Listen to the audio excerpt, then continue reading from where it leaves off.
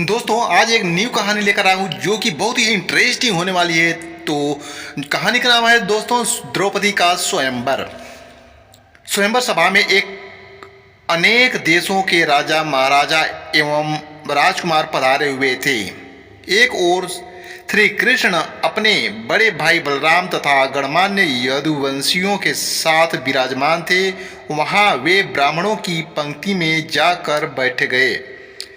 कुछ ही देर बाद राजकुमारी द्रौपदी हाथ में वरमाला लिए अपने भाई धृष्टद्युम्न के साथ उस सभा में पहुंची। धृष्टद्युम्न ने सभा को संबोधित करते हुए कहा, हे विभिन्न देश से पधारे हुए राजा महाराजाओं एवं अन्य गणमान्य जनों, इस मंडप में बने स्तंभ के ऊपर बने हुए उस घूमते हुए यंत्र पर ध्यान दीजिए। उस यंत्र में एक मछली लटकी हुई है तथा यंत्र के साथ घूम रही है। आपको स्तंभ के नीचे रखे हुए तैल पात्र में मछली के प्रतिबिंब को देखते हुए बाढ़ चलाकर मछली की आंख को निशाना बनाना है। मछली की आंख में सफल निशाना लगाने वाले से मेरी बहन द्रौपदी का विवाह होगा। एक के बाद एक सभी राजा महाराजा एवं राजकुमारों ने मछली पर निशाना साधने का प्रयास किया, किंतु सफलता हाथ न लगी और वे कांतिहीन होकर अपने स्थान पर लौट आए। इस असफल लोगों में जरासंध, शल्य, शिशुपाल तथा दुर्योधन, दुशासन और कौरव भी सम्मिलित थे। कौरवों के असफल होने के पर दुर्योधन के परम मित्र कर्ण मछली को निशाना बनाने के लिए धनुष उठाया, परंतु किंतु उन्हें देखकर द्रौपदी बोल उठी, यह सूत पुत्र है, इसलिए मैं इसका वरण नहीं कर सकती। द्रौपदी के वचनों को सुनकर कर्ण ने लज्जित होकर धनुष बाण रख दिया। उसके पश्चात ब्राह्मणों की पंक्ति से उठकर अर्जुन ने निशाना लगाने के लिए धनुष उठा लिया। एक ब्राह्मण को राजकुमारी के स्वयंवर के लिए उद्यत देख वहां उपस्थित जनों को अत्यंत आश्चर्य हुआ, किंतु ब्राह्मणों के क्षत्रियों से अधिक श्रेष्ठ होने के कारण से उन्हें कोई रोक न सका। अर्जुन ने तौल पात्र में मछली के प्रतिबिंब को देखते हुए एक ही बाण से मछली की आंख को भेद दिया। द्रौपदी ने आगे बढ़कर अर्जुन के गले में वरमाला डाल दिया। एक ब्राह्मण के गले में द्रौपदी का वरमाला डालते हुए देख समस्त क्षत्रियों, राजा महाराजा एवं राजकुमारों ने क्रोधित होकर अर्जुन पर आक्रमण कर दिया। अर्जुन की सहायता के लिए शेष पांडव भी आ गए और पांडवों तथा क्षत्रियों राजाओं में घमासान युद्ध होने लगा। श्री कृष्ण ने अर्जुन को पहले ही पहचान लिया था, इसलिए उन्होंने बीच बचाव करके युद्ध को शांत करा दिया। दुर्योधन ने भी अनुमान लगा लिया कि निशाना लगाने वाला अर्जुन ही रहा होगा, उसका साथ देने वाले शेष पांडव रहे होंगे।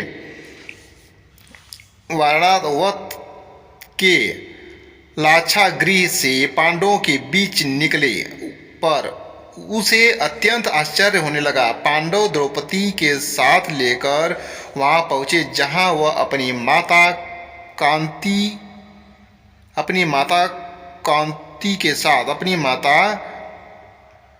कुंती के निवास कर रहे थे। द्वार से ही अर्जुन ने पाकर अपनी माता से कहा, माते, आज हम लोग आपके लिए एक अद्भुत भिक्षा लेकर आए हैं। उस पर कुंती ने भीतर से कहा, पुत्रों, तुम लोग आपस में मिल बांट कर उसका उपभोग कर लो। बाद में यह ज्ञात होने पर कि भिक्षा वधू के रूप में है। कुंती को अत्यंत पश्चाताप हुआ, किंतु माता के वचनों को सत्य सिद्ध करने के लिए कुंती ने पांचों पांडवों को पति के रूप में स्वीकार कर लिया। पांडवों के द्रौपदी को साथ को लेकर अपने निवास पर पहुंचने के कुछ काल पश्चात उनके पीछे पीछे कृष्ण भी वहां पर आ पहुंचे। कृष्ण ने अपनी बुआ कुंती के चरण स्पर्श करके आशीर्वाद प्राप्त किया और सभी पांडवों से गले मिले। औपचारिकताएं पूर्ण होने के पश्चात युधिष्ठिर ने कृष्ण से पूछा, हे द्वारिकाधीश, आपने हमारे इस अज्ञातवास में हमें पहचान कैसे लिया? कृष्ण ने उत्तर दिया, भीम और अर्जुन के पराक्रम को देखने के पश्चात भला मैं आप लोगों को कैसे न पहचानता। सभी से भेंट मुलाकात करके कृष्ण वहां से अपनी नगरी द्वारिका चले गए। फिर पांचों भाइयों ने भिक्षावृत्ति से भोजन सामग्री एकत्रित किया और उन्हें लाकर माता कुंती के सामने रख दिया। कुंती ने द्रौपदी से कहा, देवी, इस भिक्षा से पहले देवताओं को अंश निकालो, फिर ब्राह्मणों को भिक्षा दो, तत्पश्चात आश्रितों को अंश अलग करो। उसके बाद जो शेष बचे उसका आधा भाग भीम को और शेष आधा भाग हम सभी को भोजन के लिए परोसो। पतिव्रता द्रौपदी ने कुंती को आदेश का पालन किया। भोजन के पश्चात कुशासन पर मृग चर्म बिछाकर सो गए। द्रौपदी माता के पैरों की ओर सोई। द्रौपदी स्वयं के समय दुर्योधन के साथ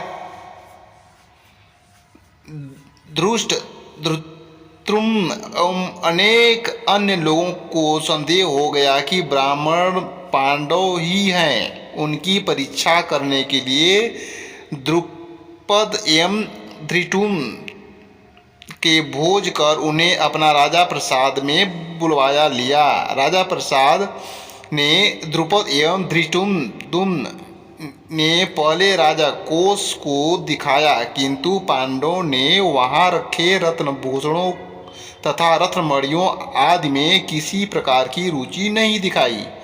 किंतु जब वे शस्त्रागार में गए तो रखे अस्त्र शस्त्र उन सभी को बहुत अधिक रुचि प्रदर्शित किया और अपनी पसंद के शस्त्रों को अपने पास रख लिया और उनके क्रियाकलापों के द्रुपद को विश्वास हो गया कि वे ब्राह्मण के रूप में योद्धा हैं। द्रुपद ने युधिष्ठिर से पूछा, हे आर्य, आपके पराक्रम को देखकर मुझे विश्वास हो गया कि आप लोग ब्राह्मण नहीं हैं। कृपा करके आप अपना परिचय दीजिए। उनके वचनों को सुनकर युधिष्ठिर ने कहा, हे राजन, आपका कथन अक्षर सत्य है। हम पांडव पुत्र पांडव हैं। मैं युधिष्ठिर हूँ। ये मेरा भाई भीमसेन, अर्जुन, नकुल, सहदेव, हमारी माता कुंती और आपकी पुत्री द्रौपदी के साथ हमने महल में ही हैं।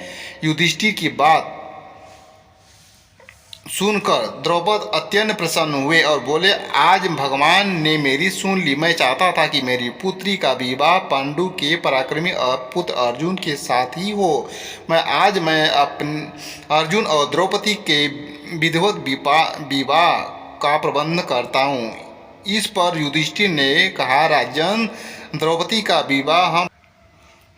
का विवाह तो हम पांचों भाइयों के साथ होना है। यह सुनकर द्रुपद आश्चर्यचकित हो गए और बोले कि यह कैसे संभव है? एक पुरुष अनेक पत्नियां आवश्यक हो सकती है, किंतु एक स्त्री के 5 पति हो ऐसा कभी न देखा गया और न सुना ही गया है। युधिष्ठिर ने कहा, राजन, न तो मैं कभी मिथ्या भाषण करता हूँ और न ही कोई कार्य धर्म या शास्त्र के विरुद्ध करता हूँ। हमारी माता ने हम सब भाइयों को द्रौपदी का उपभोग करने का आदेश दिया है और माता की आज्ञा की अवहेलना कदापि नहीं कर सकता। इसी समय वह वेद व्यास जी पधारे और उन्होंने द्रौपदी के पूर्व जन्म में तपस्या से प्रसन्न होकर शंकर भगवान के द्वारा 5 पराक्रमी पति प्राप्त करने पर वर देने की बात बताई। वेद व्यास जी के वचनों को सुनकर द्रुपद का संदेह समाप्त हो गया और उन्होंने अपनी पुत्री द्रौपदी का पाणिग्रहण संस्कार पांचों पांडवों के साथ बड़े बड़े धूमधाम से विवाह हो गया।